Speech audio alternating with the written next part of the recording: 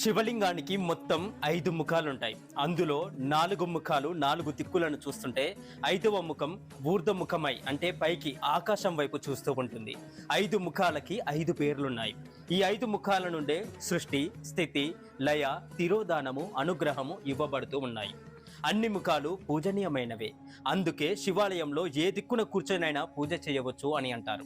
మనం తప్పకుండా శివాలయంలో ఏ దిక్కు వైపు వెళితే ఆ శివలింగం పేరుని మనసులో స్మరించుకోవాలి.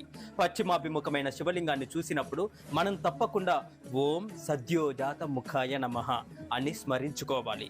శ్రీకాళహస్తీశ్వర క్షేత్రంలో ఉన్న శివలింగం సద్యోజాత శివలింగం. శివలింగం తూర్పు వైపుకు చూస్తూ ఉంటే అటువంటి శివలింగాన్ని తత్పురుష ముఖం అని అంటారు. తూర్పుని చూస్తూ ఉండే శివలింగం వాయువు మీద అధిష్టానం కలిగి ఉంటాడు. తత్పురుష ముఖం పూజించదగినదే, ఏ మాత్రం అనుమానమే లేదు. మనల్ని రక్షించినా మనల్ని శిక్షించినా అన్ని ఆ పరమేశ్వరుడే కదా చేసి